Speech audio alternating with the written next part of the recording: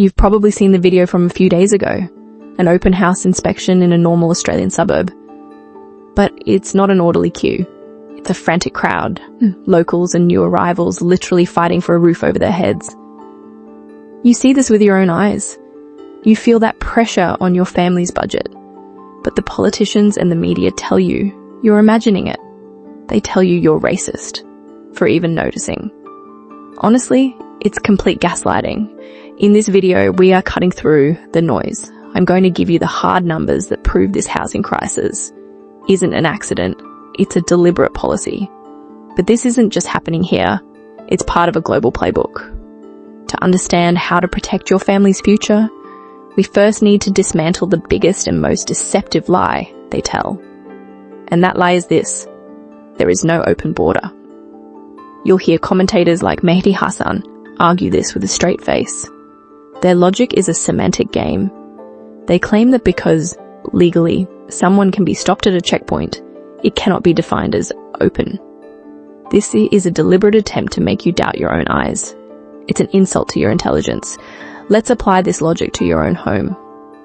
If millions of people managed to walk through your front door and start living in your house, would you accept the argument that your door wasn't open simply because a lock technically exists? Of course not. The outcome defines the reality. A de facto open border is defined by millions of people successfully entering illegally, and that is precisely what is happening.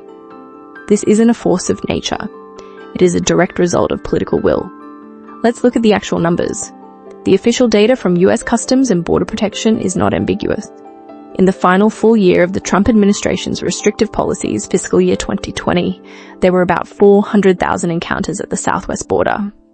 After the policy reversal under Biden, that number exploded.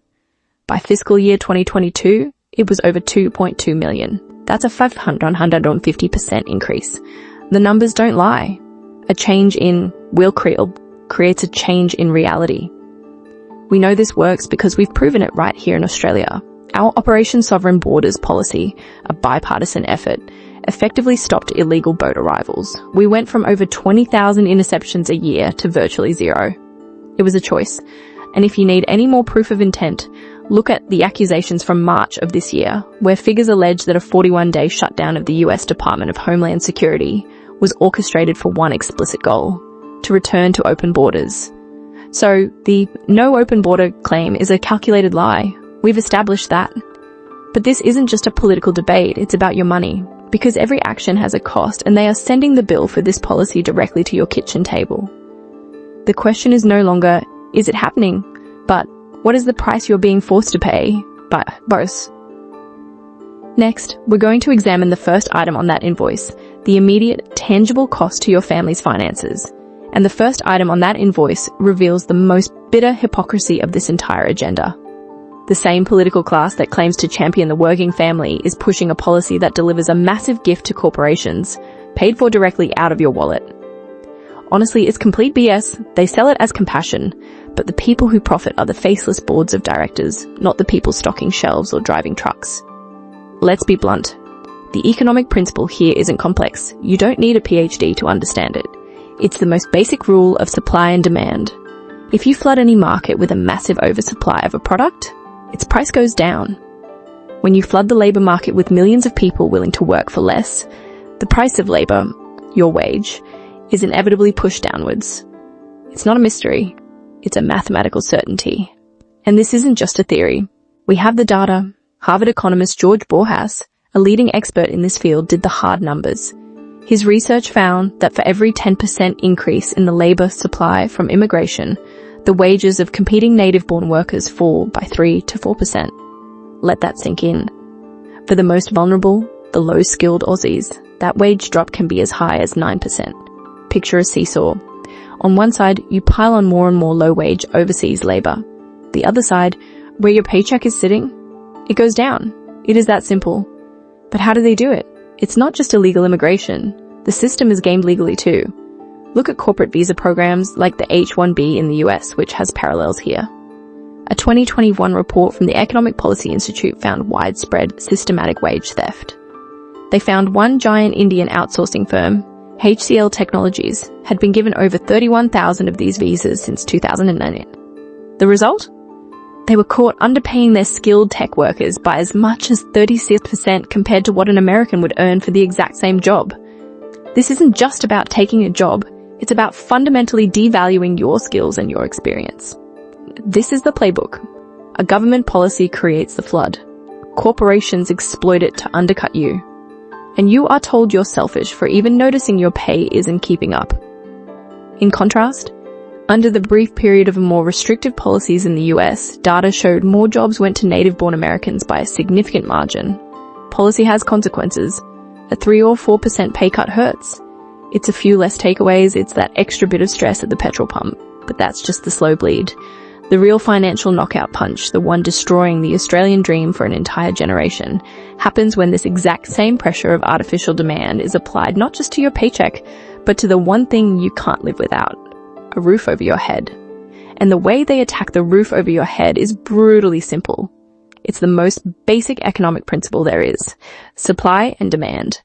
Imagine you're trying to buy one of 100 EFTA tickets to see your favorite band. But just as the sale starts, the government drives up a bus with 200 extra people and puts them right at the front of the queue. What do you think happens to the price of that ticket? It skyrockets. That is exactly what they have done to the housing market, both here and in the US. They are flooding the market with millions of new households, most of them renters, without building any new homes to match. Now that's just simple logic, obvious, right? But what I'm about to show you is not theory. It's the US government's own data that proves this isn't some unfortunate side effect. It's a feature, not a bug, not of their policy. And if you don't grasp this next part, you will never truly understand why your own family is being priced out of your own suburb. Let's look at the actual numbers. The US Department of Housing and Urban Development, their own government body, put out a report. And what it found is staggering. The Biden-era border surge accounted for 100% of all rental price growth in California and New York. Let me repeat that. 100%. And it was responsible for 2/3 of all rental demand growth across the entire country. It's a direct equation. Their policy equals your rent hike. The same report calculated that this surge meant roughly 784,000 fewer American households could even be formed.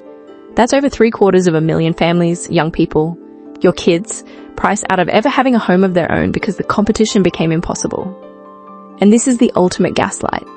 They create the crisis, and then they turn around and blame you for it. The media tells you to stop buying lattes or eat less avocado toast, all while their government's policy is the direct mathematical cause of your rent doubling. Honestly, it's complete BS. This isn't a new discovery. Economists have known this for decades. A landmark study from MIT economist Albert Saiz back in 2007 established what's now known as the 1-to-1 rule. It's simple. For every 1% increase in a city's population from immigration, you get a corresponding 1% increase in rents and housing prices. It's predictable, it's measurable, they know it's happening, and they are doing it anyway. So they've engineered a system that prices you out of your own neighborhood, making it impossible for your kids to get a start in life. The anger is justified. But what if I told you that's not even the most insulting part? What if I told you that through your own taxes, you are being forced to fund the very system that is making you poorer? Yes, you are. And the final item on this invoice they're handing you is perhaps the most insulting of all. Not only is this agenda suppressing your wages and inflating your housing, you are being forced to subsidize it with your own taxes. This isn't some wheel theory. It's a concept economists call fiscal drag. Think of it like a community household budget. Every household contributes through taxes, and every household draws from the pot for services like schools, healthcare, and roads. The system works when everyone contributes roughly what they consume. But the data is undeniable. Low-skilled immigrant households, particularly those here illegally, consume far more in public services than they ever contribute in taxes. When that happens, someone has to cover the shortfall. That someone is you. This isn't my opinion. A comprehensive 2017 report by the National Academies of Sciences, Engineering and Medicine laid it bare. They calculated that first-generation immigrants create a net fiscal cost for state and local governments of approximately $1,600 per person every single year. So that's the cost after you subtract every dollar they pay in taxes. It's a net loss. And where does that cost come from? Let's look at the actual numbers. Analysis from the Center for Immigration Studies shows that a staggering 60.7% of illegal immigrant households use the welfare system. On top of that, just the cost of providing public schooling for their children now exceeds $68 billion annually. That's billions of your dollars being diverted to manage a crisis you didn't create. So let's be perfectly clear. This is a three-pronged financial attack on the middle class, and it is all by design. First, your wages are suppressed. Second, your housing costs are driven into the stratosphere. And third, you get handed a bigger tax bill to pay for the consequences. They import a population that strains public services to the breaking point, and then they have the audacity to turn around and tell you that you need to pay more in taxes to fix the strained services they broke.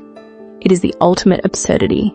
We've just laid out the three ways this agenda is hitting your wallet: your wages, your housing costs, and your taxes. Which of these three is impacting your family the most right now? Let us know in the comments below. But this brings us to the most critical question.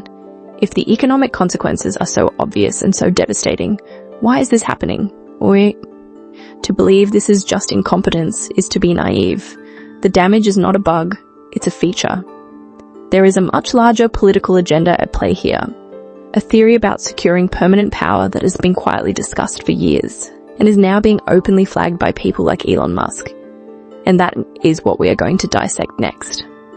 So let's dissect it.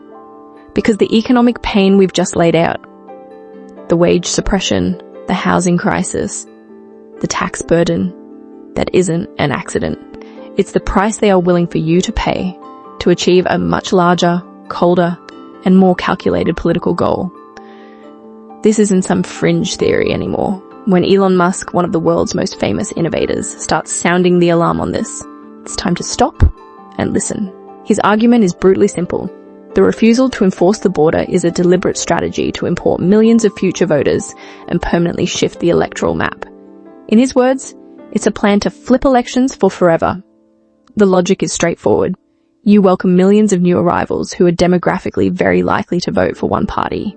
You funnel them into sanctuary cities, grant them naturalization or some other pathway to vote, and you have just created a permanent majority. It effectively makes elections unwinnable for the opposition. You create a one-party state, not through a military coup, but through demographics. And before the mainstream media starts screaming conspiracy theory to shut down the conversation, let's look at the actual numbers. Because this isn't a theory when you have the receipts. A detailed analysis of the 2020 US Census by the Center for Immigration Studies found that population changes from mass immigration had already measurably shifted political power. How much? A net of 17 House seats and 17 Electoral College votes were reallocated towards Democrat-leaning states. This isn't a prediction, it's not a possibility, it is a documented political reality that has already happened. The conspiracy is already baked into the system. Let that sink in. While they look you in the eye on television and talk about humanitarianism and compassion, the numbers show the real game is about power. Your family's economic pain, your struggle to pay the mortgage, the fact your kids may never afford a home. That is the acceptable collateral damage they are willing to inflict to rule forever. But this political betrayal, as cynical and complete as it is, isn't even the final invoice. The agenda has a consequence far more immediate and far more dangerous than who wins an election. It's a direct threat to the physical safety of your community and your family. What happens when this vote-importing machine collides with cultural realities it refuses to acknowledge, let alone police? What happens when an entire generation of young girls is sacrificed on the altar of political correctness to avoid offending a new voting bloc? We don't have to imagine it. It has a name, Rotherham. And understanding what happened there is critical to understanding the final terrible cost of this entire agenda. In Rotherham, England, for over 16 years, at least 1,400 children were systematically abused by grooming gangs. The official inquiry, the Alexis J. report, stated the facts clearly. The perpetrators were overwhelmingly men of British Pakistani origin. The report also confirmed why local authorities and police did absolutely nothing to stop it for all those years. They were afraid of being labelled racist. Let that sink in. 1,400 children were sacrificed on the altar of political correctness. This isn't a hypothetical risk I'm talking about. This is the real-world cost. This is the final invoice when authorities become too afraid to police certain communities. And this is the ultimate, sickening endgame of the gaslighting. It starts with the media and politicians calling you a bigot for noticing cultural changes in your own neighborhood. Then, that fear infects the institutions. The police become afraid to act. The social workers look the other way. The final result is Rotherham, the total collapse of public safety and justice for the most vulnerable. This isn't an isolated UK issue. This is a preview. We now see videos from Manchester showing a so-called community watch of over 130 men from the immigrant community forming their own security firm. Let's be honest, that isn't neighbourhood watch. It's a parallel power structure, a sign that trust in the state's ability to keep people safe is gone. Across all of Western Europe, Pew Research has documented these persistent growing gaps in cultural integration for years. Deep divisions on family law, gender roles, and community separation. Your eyes are not deceiving you. The numbers and the official reports confirm what you see. This is the final cost, the one that goes beyond your wallet and your vote. It's the safety of your community, the cohesion of your society, and the very identity of Western civilization itself. And it's easy to look at this, at the sheer scale of the problem, and feel completely overwhelmed, like this is some unstoppable disaster we just have to endure. But that is the final lie. This is not an unstoppable force of nature. It's the direct, predictable result of specific policy choices. And if bad policy created this problem, it means good policy can fix it. The real question is, do we still have the will to do it? The will is there. I see it every single day in the comments and emails I get from families stretched to their absolute limit. The real question isn't about will, it's about focus. And now, you have the focus. Let's boil this entire complex situation down to its simple, brutal logic. First, they established a lie, and there is no open border. It's repeated endlessly, a comforting bedtime story for the politically naive. But you know the reality, because you live with the consequences. You feel it in your wages being driven down. You see it in the rental market where, as we discussed, every 1% population increase drives up your rent. You pay for it with your taxes, propping up a system buckling under the strain. Therefore, we have to face the truth. This is not an accident. This is a deliberate strategy. It's a plan for permanent political power, and it comes with a profound cultural cost. But here's the most important thing I can tell you. This crisis is not a force of nature. It's not a tide you can't turn. It's the result of a policy choice. And if a bad policy choice created this problem, a different policy choice can fix it. There is a button that can be pressed. We have pressed it before in this country. It proves that when the political will exists, this entire situation is reversible. You are no longer being gaslit. The feeling that your country is slipping away, that your family's future is getting harder, is a rational response to the facts. They count on your silence. They rely on you doubting your own eyes. The most powerful thing you can do is to trust what you see and share this truth with others. If you found this analysis valuable, share it. Let people know they aren't alone in seeing what's really happening. Subscribe to join this movement of awareness, because our silence is their greatest weapon.